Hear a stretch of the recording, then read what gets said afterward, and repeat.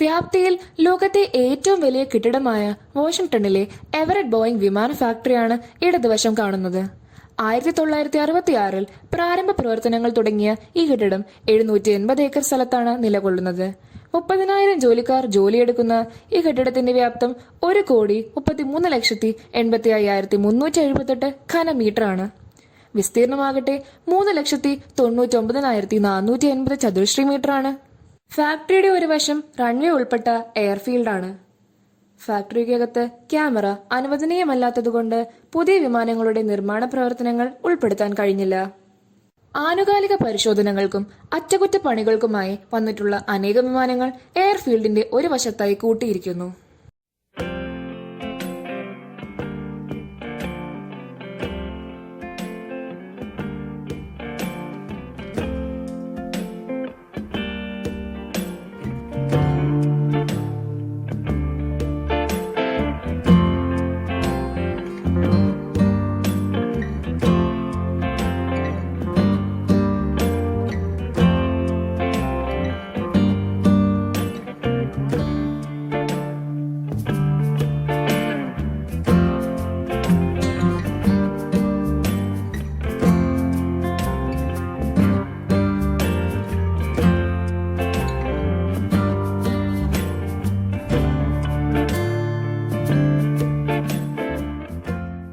അംഗോള എയർലൈൻസിന്റെ ഒരു പുതുപുത്തൻ യാത്രാ വിമാനവും ബോയിങ്ങിന്റെ ഏറ്റവും പുതിയ ശ്രേണിയിൽപ്പെട്ട പുത്തൻ ഡ്രീം ലിഫ്റ്റ് കാർഗോ വിമാനവും കൂട്ടത്തിൽ കാണാം.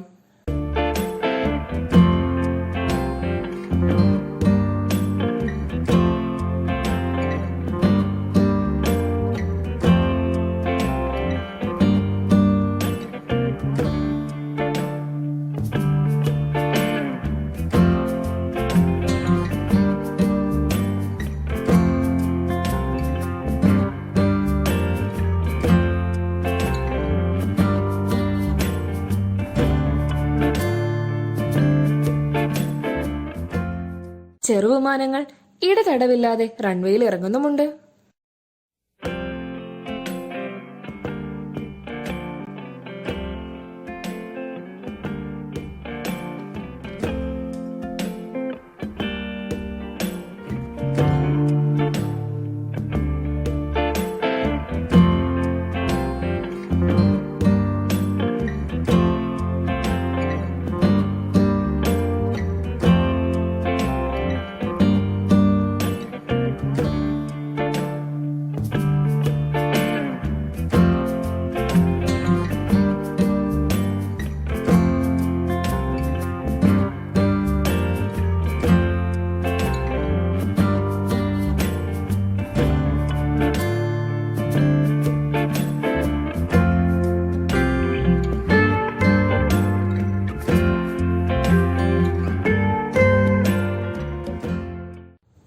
അപ്പോഴതാ ബ്രിട്ടീഷ് എയർവേസിന്റെ കൂറ്റനായ ഒരു പുത്തൻ വിമാനം ടാക്സി ലിങ്ക് വേയിലൂടെ റൺവേ ടെസ്റ്റിനായി റൺവേക്കടുത്തേക്ക് നീങ്ങുന്നു. മറ്റൊരു ചെറുവിമാനം ഇറങ്ങാൻ അനുമതി കൊടുത്തുകൊണ്ട് അതിറങ്ങാൻ വേണ്ടി റൺവേയിലേക്ക് പ്രവേശിക്കുന്നിടത്ത് കാത്തു നിൽക്കുന്നു.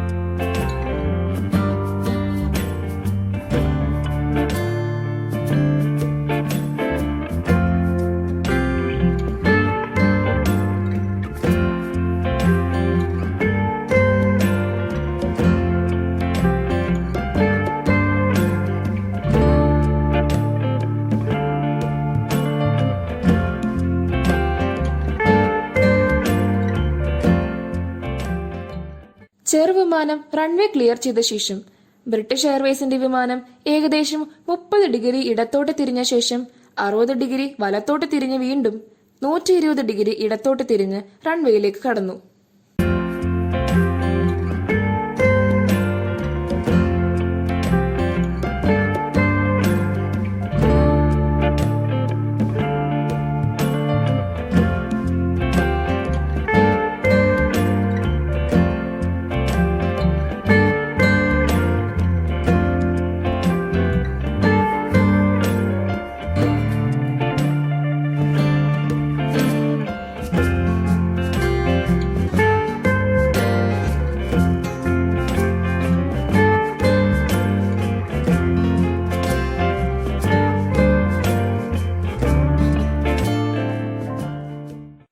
എഞ്ചിൻ പൂർണ്ണശക്തി സംഭരിച്ച ശേഷം ടേക്ക് ഓഫ് ചെയ്യാനെന്ന വണ്ണം റൺവേയിലേക്ക് മുന്നോട്ട് നീങ്ങുന്നു.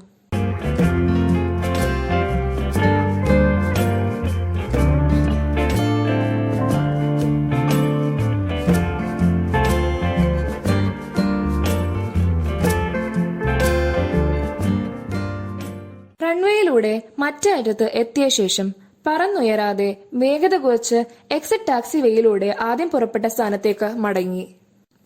പ്രതിവർഷം 1.5 ലക്ഷം ആളുകളാണ് ഈ ഫാക്ടറി കാണാൻ എത്തുന്നത്. ഒരാൾക്ക് $27 പ്രവേശന ഫീസ്. അങ്ങനെ സന്ദർശകരിൽ നിന്ന് മാത്രം പ്രതിവർഷം ഈ ഫാക്ടറി $40,50,000 അഥവാ ഏകദേശം 31 കോടി രൂപ നേടുന്നു.